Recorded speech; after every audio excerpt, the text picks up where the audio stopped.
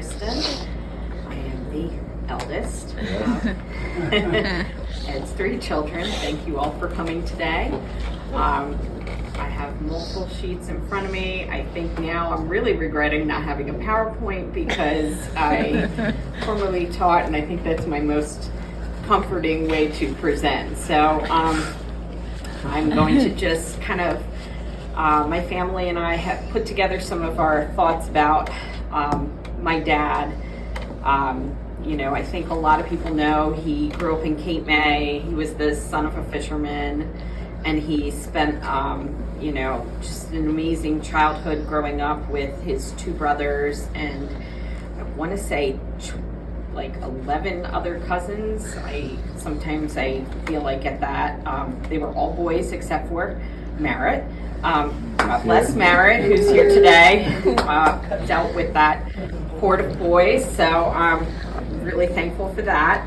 And I think my dad really enjoyed his growing up in Cape May. He enjoyed it because we hear constant stories from him about his family and his brothers and his cousins and his aunts and his uncles and friends, and anybody who would listen, my dad would tell stories too. He knew very early on fishing was not for him as a future career. So after high school, went to Uppsala College. That's where he met my mom. And eventually he went to PCOM, where he got his medical degree. And so skipping ahead, they got married, had some kids, and he now has a family that includes also 3 children, 3 in-laws, and 5 grandchildren, who are just wonderful people. My dad was a great guy. He worked in Camden, dedicated his life to a practice in Camden. He was an amazing son-in-law. He, I have to throw it in, he helped out Art and fed the cats of Camden, New Jersey for years. He was a proud member of St. Michael's Lutheran Church. And I'd say general advice giver to anybody in the family. Anything. His legacy and hobbies he's leaving behind. He loved Atlantic City. He loved the horse races. He enjoyed cruising. He was a sports enthusiast. Had weekly breakfasts with the guys and trying to solve world problems. Loved holidays with family. The more family, the better. So I'm very thankful that he had an extended family locally that he could join with, and he loved hanging out with people. He was always on the phone with friends when we came over to the house, talking to people on the phone, and was an amazing papa. I think he's racked up, I tried to count them and I know my numbers are off, 15 plus dance recitals, 12 plus Nutcracker performances, and an uncalculatable number of school concerts, baseball games, volleyball tournaments, lacrosse games, and anything else that we dragged him to over the years. His legacy to me includes bunions, slowness, which I carrying plenty, and an amazing patience that allows me to untangle just about anything that you encounter. So jewelry masses, wires, that's my jam. My family and I put together several of our favorite sayings from my dad. So the first one, don't step in puddles. Better yet, don't kick any cans or bottles either. He was referring to walking out of the stadium after a Flyers game and making sure we didn't step in puddles of urine. Solid advice. Another quote that we hear often, winners and losers. You need to offset your winners and losers. And this is advice for gamblers. If you are going to lose money, you need to, or win money, you need to offset it with the money that you've lost. So, winners and losers. We've also heard him say, 1,000 to the inch. 1,000 to the inch. He's referring to thin pancakes, so that the thinner they are, the more you can get in that inch. So, thin pancakes. Good. This one was actually from my husband. Choose your jobs well, because you will be doing them your entire life. This is not career advice. He was speaking to my husband prior to us getting married about choosing marital chores. Marital chores. And based on this advice, my dad chose nothing. So I'm trying to steer my husband into doing the same. We often heard him quote, 5 more minutes, Carol, just 5 more minutes. General statement to be applied to anything from napping to whatever. And our family's personal favorite, Carol, where are the cups? We have actual quote from my father, cannot find the cups.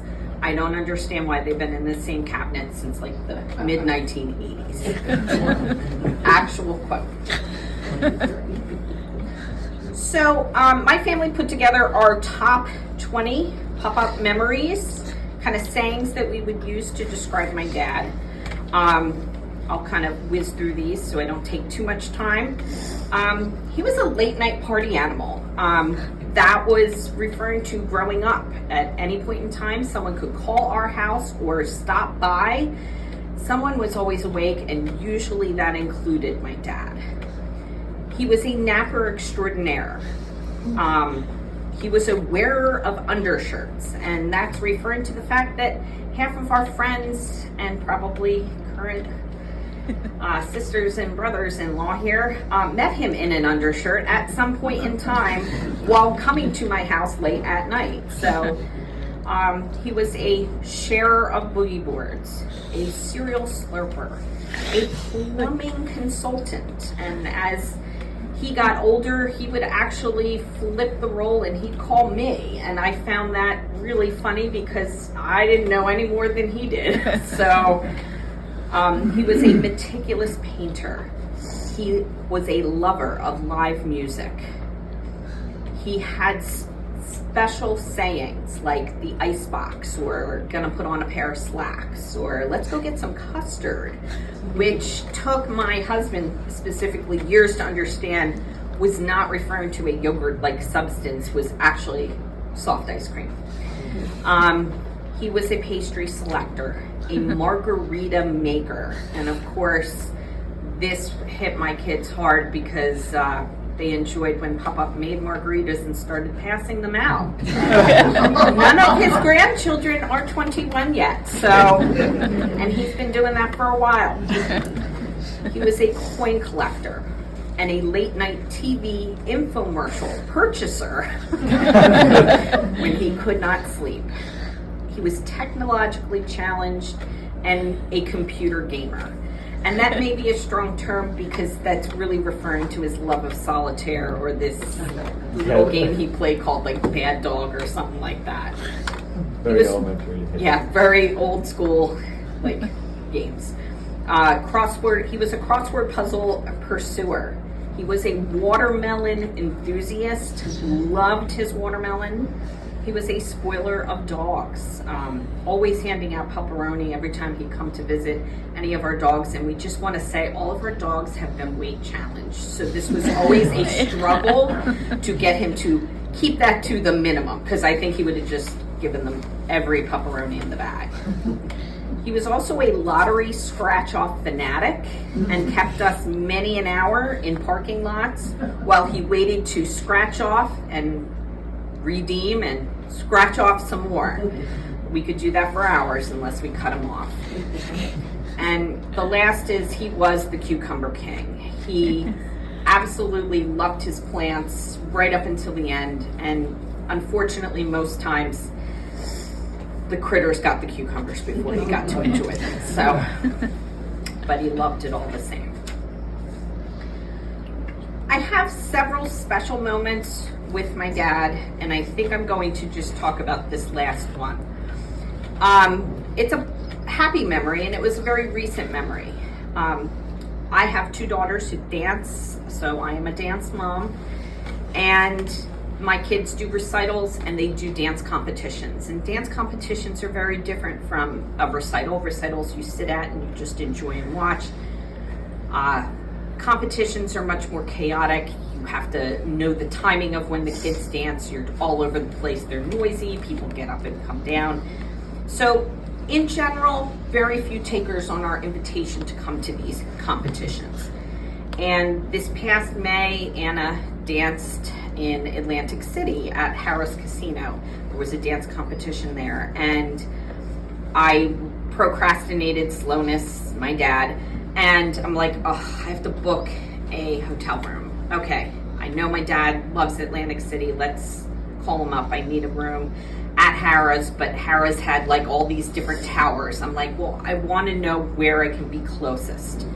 So I called my dad, and I have to laugh because within 15 minutes of this phone call, I had secured an agreement that he was attending the competition. Oh yeah, I'm gonna be there, absolutely. And he had booked and comped us a room, and my dad does not work that quickly. And he had gotten us a room, and I just love this because it's such a silly story, but it just shows that he was generous. He supported his family, a love of Atlantic City, and he loved the fact that he could comp us a room because I told him how much we were going to pay for the room full price, and he loved that he could get that for us for free. That's my little favorite story, and one that was up to not make me cry.